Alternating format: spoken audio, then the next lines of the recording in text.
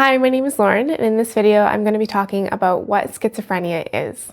Schizophrenia can be a little bit of a scary term or a scary concept if you don't know much about the illness.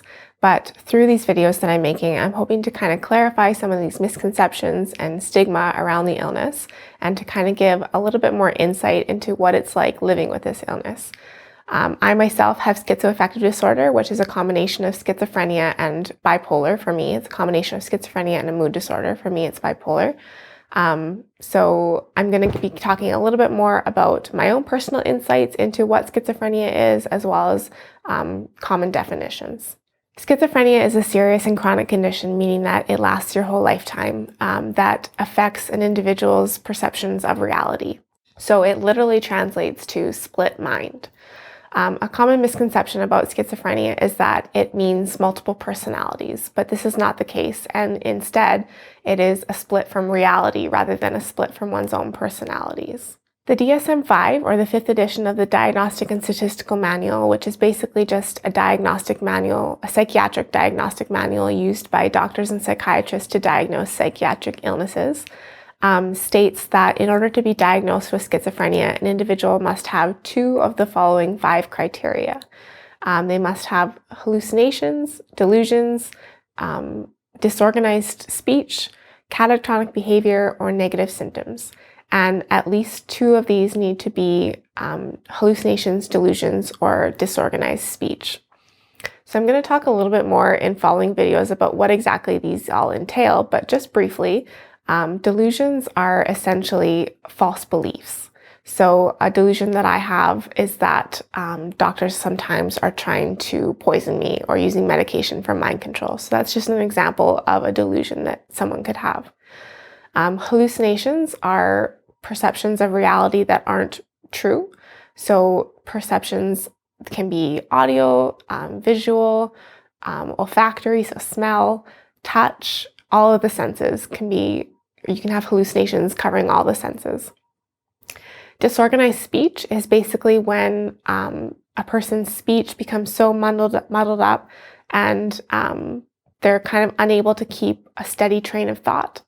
And it comes out as kind of a bit of a word salad, which is basically just mumbled words all jumbled together. Catatonic behavior is basically when an individual has extremely flat affect, so not displaying any emotion or also generally having rigid movement or lack of movement, I guess, essentially.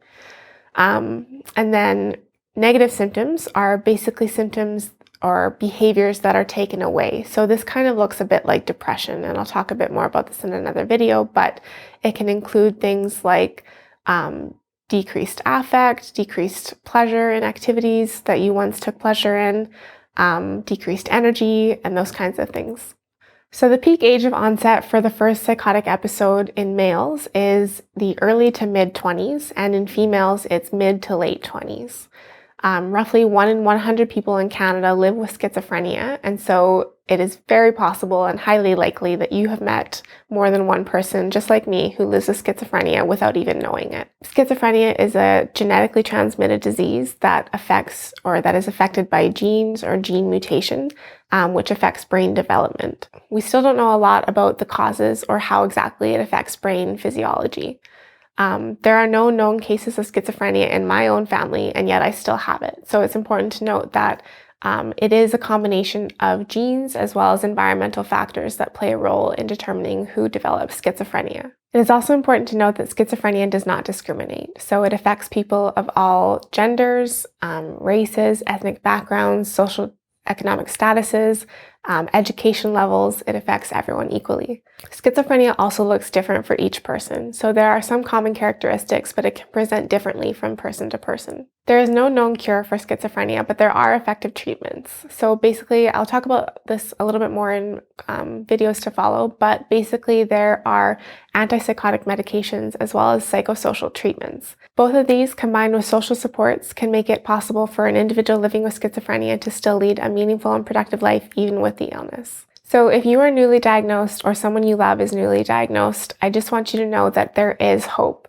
It is possible to still lead a meaningful and productive life even with this illness employing different strategies such as medication, psychosocial treatment, social supports, as well as other coping strategies.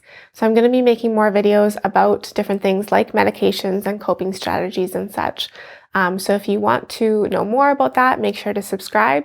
Thanks so much again for watching and have a great day.